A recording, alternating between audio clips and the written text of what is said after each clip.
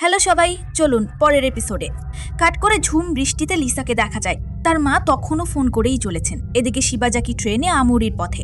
পরের দৃশ্যে মিটিংয়ে গতবার পাওয়া বোমা নিয়ে আলোচনা। বোমাটার নাম ANFO। মডেল নম্বর দেখে বোঝা যায় এটা সোয়া গান পাউডার কোম্পানি থেকেই কেনা। একজন অবাক হয়ে বলে, বোমা কি এত সহজে কেনা যায়? টোকিও সরকারি দপ্তর অনুমোদন করলেই যে কেউ কিনতে পারে। আর গান পাউডার কিনেছিল হানাবায়াশি নামের এক বিল্ডিং কন্ট্রাক্টরের লোক। তার অধীনে কাজ করা এক লোককে দিয়ে ভুয়া আবেদন বানিয়ে বেআইনিভাবে কেনা অন্যের ক্রেডিট কার্ডে পেমেন্ট করা হয়েছিল। সরকারি দপ্তর কিছুই যাচাই করেনি, কিন্তু অন্যের কার্ড পেল কিভাবে? জবাব আসে রাশিয়া, না হলে চীনের অসংখ্য অবৈধ ওয়েবসাইটে $1 কার্ড মেলে। সবাই শুনে হতবাক। সেই কার্ডে ক্রিপ্টোকারেন্সি দিয়ে কেনায় ট্রেস করা যায়নি। সোয়া গান পাউডারেও নজরদারি লোক রেখেছি। এরপর কার্ডে ইলেকট্রিক টেপ, ডেলিভারি বক্স, কার্ডে শ্রমিকদের ইউনিফর্ম সহ আরও কিছু জিনিসও কেনা হয়। সব অর্ডার অ্যামাজনে। ঠিকানা দেওয়া হয়েছিল একটা মুদির দোকানের। কি নিয়েছে তার কোনো সিকিউরিটি ফুটেজ নেই, মানে তদন্তে কিছুই বেরোয়নি। লিসা এক কোণে বসে, আর হামুরা প্রমাণের দিকে এগোতে এগোতে আমার বরং মনে হচ্ছে অপরাধীর কাছ থেকে আরও দূরে সরে যাচ্ছি। কি জানে, এটাও হয়তো ওদের প্ল্যান। এত ছোট ছেলে পেলে এমন কাণ্ড করতে পারে বলে মনে হয় না। শিবাজাকির অবশ্য তাই ধারণা। তিনি এখন কোথায়? আমরই যাওয়ার কথা ছিল। দেখা গেল হাঁটতে হাঁটতে একজনের সঙ্গে দেখা হলো। আর তার ছবি দেখিয়ে লোকটাকে চেনেন কিনা জিজ্ঞেস করে। লোকটা বলে, হ্যাঁ, ও কাজ করার সময় আমি সেখানে ছিলাম। হেডফোন পরে একা থাকতো, কারো সঙ্গে কথা বলতো না। একদিন জিজ্ঞেস করেছিলাম কি শোনে। বলেছিল ঠান্ডা এক জায়গা থেকে ভেসে আসা সুর। শিবাজাকি আর কিছু বলেছিল? সামান্য কিছু হলেও বলুন, সামান্য হলেও বলুন, সে বলে।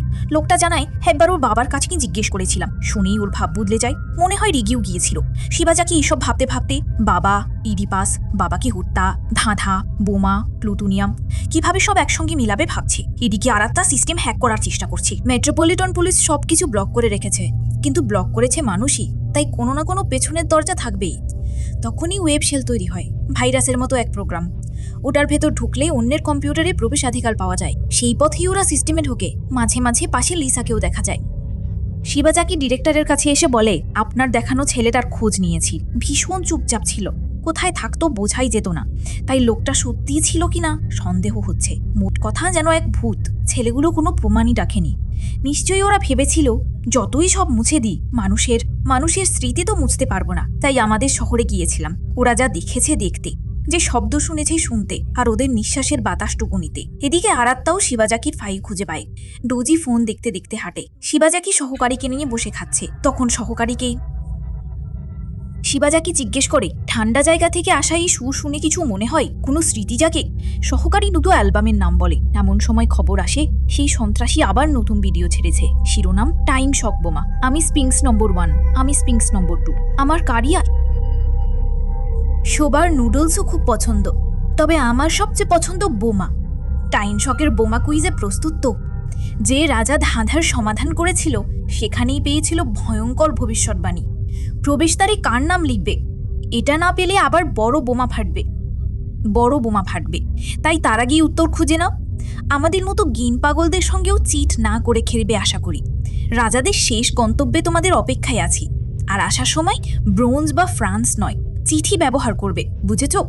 সবকিছুই এগুলো অনলাইনে ছড়িয়ে পড়ছে। শিবাজাকিও ছুপছে। সবাই ভাবছে রাজার শেষ গন্তব্য। ওডিপাস শেষমেশ কোথায় গিয়েছিল? পাপের শাস্তিতে তার গন্তব্য নরক। চোখ উপড়ে নেওয়ার পর তার দুই মেয়েই তাকে সেখানে নিয়ে গিয়েছিল।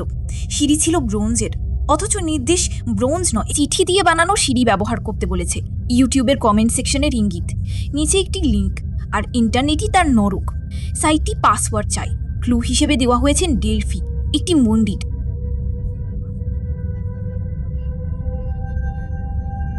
সেখানেই ওডিপাস ভবিষ্যৎবাণী পেয়েছিল। মন্দিরের দরজায় লেখা 3টি সংখ্যা একজনকে নির্দেশ করে। তার নাম লিখলেই বোমা থামবে মনে হয়। আরেক লিঙ্কে বোমা ফাটার আগের রপ্পঙ্গি স্টেশনের ফুটেজ আছে। শিবাজাকি নাম লিখল, কিন্তু উত্তর ভুল এলো। হামুরা, তোমরা কি একটু চুপ থাকবে? শিবাজাকিরও এমন খেলা এই প্রথম। আগেরবার আমি ওইভাবে বলেছিলাম বলেই ওরা আমাদের খেলায় টেনেছে।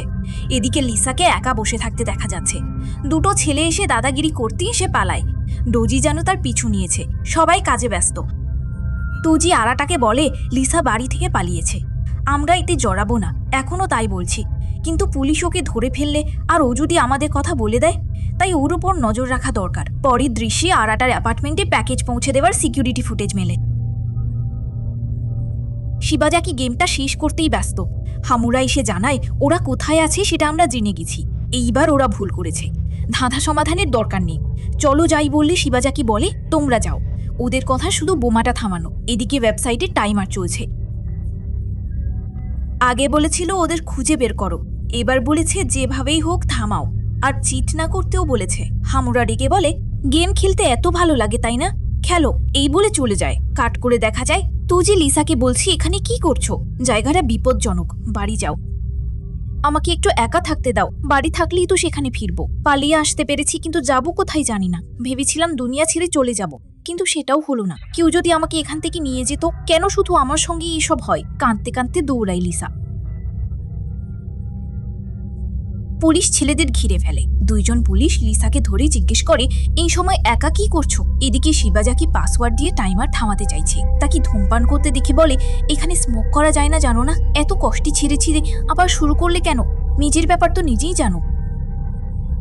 কথাটা শুনেই শিবাজাকির মাথায় বুদ্ধি আসে। মন্দিরের গেটে 3 অক্ষরে লেখা ছিল নিজের সম্পর্কে নিজেকেই জানতে হবে। তাহলে পাসওয়ার্ডটা নিশ্চয়ই কোনো নাম। তোজি পুলিশদের হাত থেকে লিসাকে বাঁচিয়ে বাইকে তুলে নিয়ে যায়। একই সময়ে অন্যরা দরজা ভেঙে বিল্ডিংয়ে ঢুকে পড়ে। শিবাজাকি, নামটা আমারই কেন হতে পারে না? নামটা টাইপ করতেই সঠিক দেখালো, কিন্তু টাইমার চলছেই, থামছে না কেন? সে চিৎকার করছে। এরপর রেকর্ডিংয়ে দেখায় পাসওয়ার্ড ঠিক দিলেও সবাই চিট করছে। পুলিশ যে বিল্ডিং ভেঙে ঢুকেছিল সেটাই। চিট করায় বোমা নিশ্চিত ফাটবে। অ্যাপার্টমেন্টে গিয়ে দুজনের কাউকেই পাওয়া গেল না, শুধু একটা ল্যাপটপ। সেখান থেকে এতদিনের সন্ত্রাসী তদন্তের সব তথ্য জনসমক্ষে ছড়িয়ে পড়ছে। কিভাবে সরকারের সিস্টেমে ঢুকে সব তথ্য নিল কেউ বুঝতে পারছে না। সবাই আতঙ্কে। পুলিশ ধাওয়া করলেও ডোজি লিসাকে নিয়ে বাইকে ছুটছে। বাতাসে পৃথিবীটা দেখে লিসার মনটা শান্ত হয়। সে জিজ্ঞেস করে পৃথিবী ধ্বংস করবে বলছো, কিভাবে? শুনে ডোজি হেসে ওঠে। লিসাও প্রথমবার হাসে। তারপর তাকে তাদের আস্থানায় নিয়ে আসে। আরাটা আপত্তি করে ওকে বিশ্বাস করা যায় না। তখন লিসাও অজ্ঞান হয়ে পড়ে। এইভাবেই এপিসোড শেষ। এমন আরও শুনতে চ্যানেল সাবস্ক্রাইব করে লাইক দিও। অনেক ধন্যবাদ।